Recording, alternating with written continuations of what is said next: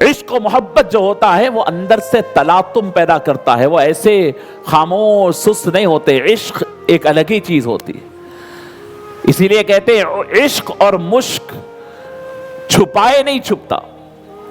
آپ کے پاس مشک کی شیشی جیب میں بھی رکھی رہی تو بازو سے ایسی خوشبو مہکتی خود سمجھ جاتے، عشق بھی نہیں چھپتا۔ صدیق اکبر رضی اللہ تعالی عنہ ایک مرتبہ حضور سے فرماتے ہیں کہ یا رسول اللہ صلی اللہ علیہ وسلم، یہ دار ارقم میں چار دیواری میں اللہ کا نام لے رہا ہوں لیکن وہ مزہ نہیں آ رہا، میں کھل کے اللہ کا نام لینا چاہتا ہوں۔ حضور نے فرمایا دیکھو مصلحت کا تقاضا یہ ہے کہ اب خاموش ایسے ہی کام کریں، یا رسول اللہ دل کو اطمینان نہیں پہنچتا، آپ چلیے میرے ساتھ۔ حضور نے بارہا سمجھایا لیکن حضرت ابوبکر کا عشق جو تھا، کیا عمر تھی حضرت ابوبکر کی اس وقت؟ میں سمجھتا ہوں اس وقت 42 کے تھے۔ محبت اندر سے ٹھاٹے مار رہی ہے اور انہیں پورا یقین ہے۔ صبح نے کہا کہ دیکھو حالات اتنے خراب ہے کہ اگر آپ برملا کچھ کریں گے تو ضرور مار پڑے گی۔ فرمایا کہ تیار ہوں۔ زبردستی رسول اللہ صلی اللہ علیہ وسلم کو لے کر حرم کعبہ کے صحن میں گئے، حضور کو وہاں ایک پتھر پر بٹھا دیا اور پھر خود ٹھہر گئے۔ ٹھہر کر پورے مکے والوں کے سامنے بڑی زور سے خطبہ ارشاد فرمایا۔ اسلام کا سب سے پہلا خطیب، آج مسجد بھری ہوئی ہے، خطیب صاحب ٹھہر کر الحمدللہ نحمدہ ونستعینہ ونستغفرہ سنا رہے ہیں تو لوگ خوشی سے سن رہے ہیں۔ ارے یہ وہ نغمہ ہے جو چاہنے والوں کے بیچ میں نہیں، دشمنوں کے درمیان پڑھنا ہے تب مزہ آنے والا ہے۔ حضرت ابوبکر پورا مکے کے حرم کے اندر پورے دشمن بھرے ہوئے ہیں، حضور کو بٹھا کر کے خطبہ دیتے ہیں، اللہ کی تعریف کی اور برملا پورے حرم کے اندر زوردار آواز میں کلمہ توحید پڑھا، اشہد ان لا الہ الا اللہ واشہد ان محمدًا عبدہ ورسولہ۔ اب ان لوگوں کا غصہ اور غیظ بڑھنے لگا، سیدنا صدیق اکبر پر ٹوٹ پڑے۔ حضرت ابوبکر اس کے لیے تو تیار تھے، اور یقین کریے جس نے عشق کیا وہ جانتا ہے کہ عشق کے اندر مار بھی بڑا مزے کا ہوتا ہے، اور وہ عشق کی کنفرمیشن ہوتا ہے کہ جھڑکیاں اور مار تو محبت کی پختگی اور محبت کی تکمیل کی علامت ہوتی ہے۔ وہ محبتیں جس کے اندر مار نہ پڑے، جس کے اندر جھڑکیاں نہ سنے، نقصان نہ اٹھائے، وہ محبت تکمیل ہو اس کی کوئی گارنٹی نہیں ہے۔ صدیق اکبر رضی اللہ عنہ پہ سب ٹوٹ پڑے، اتنا مارا گیا، اتنا مارا گیا، اتنا مارا گیا کہ حضرت ابوبکر کا چہرہ لہو لہان ہو گیا، ناک پھوٹ گئی، منہ پہ مار، یہاں تک کہ بے ہوش ہو کے گر گئے۔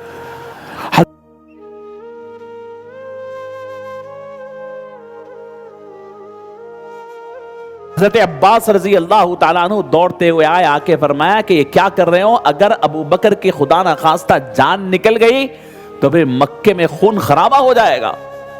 حضرت ابوبکر کا خاندان بھی آیا اور یعنی حضرت ابوبکر کو اٹھائے گھر لا لیے۔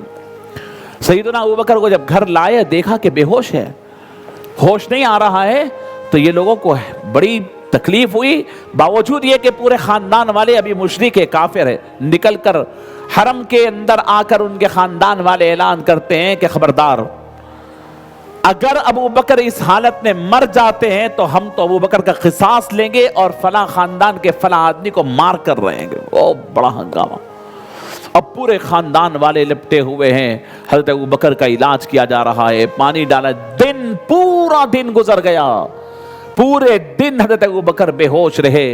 آخر میں آہستہ آہستہ آہستہ حضرت ابوبکر کو ہوش آتا ہے، آنکھ کھول کے دیکھتے ہیں پورا خاندان گھرا ہوا ہے، رحم کھا رہا ہے۔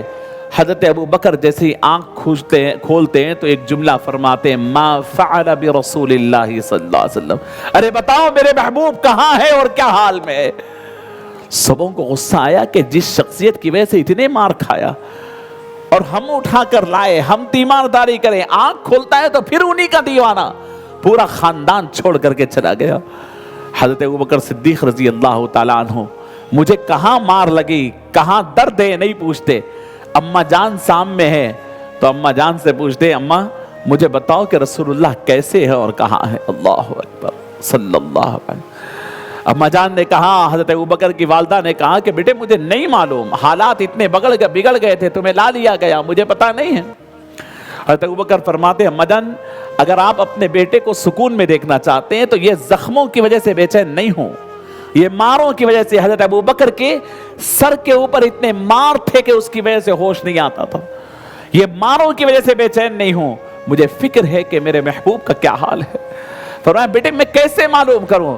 فرمایا کہ جائیے خطاب کی بیٹی حضرت عمر کی بہن ایمان لالی تھی، ان کی بہن یعنی خطاب کی بیٹی فاطمہ بنت خطاب سے آپ پوچھ کر آئیے کہ محمد رسول اللہ کیسے۔ اس وقت سب چھپ کر کے کام کر رہے تھے۔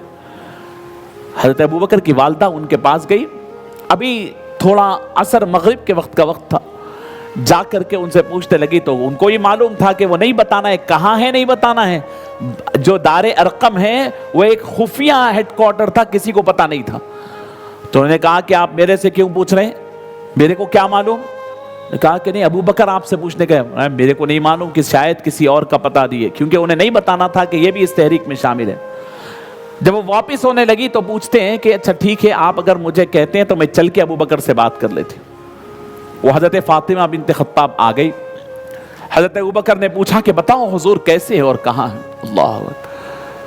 حضرت ابوبکر کی یہ بات سن کر حضرت فاطمہ نے کہا آپ کی امی ہیں سن لیں گے۔ فرمایا میری ماں کے بارے میں بے فکر رہو، وہ کوئی خطرہ نہیں ہے، آپ بول دو۔ انہوں نے کہا کہ اللہ کا فضل ہے حضور پاک صلی اللہ علیہ وسلم اچھے ہیں اور آپ کی فکر آپ کے متعلق فکر مند ہے۔ حضرت ابوبکر نے ان دونوں خواتین کو راضی کیا کہ نہیں میری بے چینی ختم اس وقت تک نہیں ہوگی جب تک کہ میں اپنے سر کے دو آنکھوں سے حضور کو نہ دیکھ لوں۔ اللہ مار کھا کھا کر چور ہے، پاؤں پہ ٹھہر نہیں سکتے، سر پہ مار لگا ہوا ہے اور پورا منہ پھوٹا ہوا ہے۔ حضرت ابوبکر کی والدہ نے اور ان کی حضرت خطاب کی بیٹی حضرت عمر کی بہن نے دونوں تیار ہوئے، کہا کہ اچھا ٹھیک ہے کچھ رات اندھیری ہو جانے دو، لوگ یہاں سے ہٹ جانے دو، راستے کھل جانے دو، میں لے جاتے ہوں۔ اب آپ آج کے دور میں آپ کو اندازہ ہونے کے لیے بتاؤں حضرت ابوبکر کا گھر کہاں تھا، جو آج مکہ ہے، جو آج ہلٹن ہوٹل ہے۔ ہلٹن ہوٹل جو ہے جس کے اندر ایک گھڑی ہے وہ لکڑیوں کی طرح، اس کے بعد وہ ہلٹن ہوٹل حضرت ابوبکر کا گھر تھا، یعنی وہاں تھا۔ اور لے جانا کہاں ہے؟ دار الارقم۔ یہ دار ارقم کدھر ہے؟ صفا کی پہاڑی سے آپ واپس نکلتے صفا کے دروازے کے پاس، وہاں دار ارقم ہے، یہاں سے وہاں لے جانا ہے۔ اور آج کے لحاظ سے اگر آپ دیکھیں تو سب گھر وغیرہ گلیاں ختم ہو جانے کی وجہ سے آپ کو سیدھا ایک راستہ دکھ رہا ہے، اگر اس کے اندر محلے اور گلیاں آگے تو اچھی خاصی دور ہے۔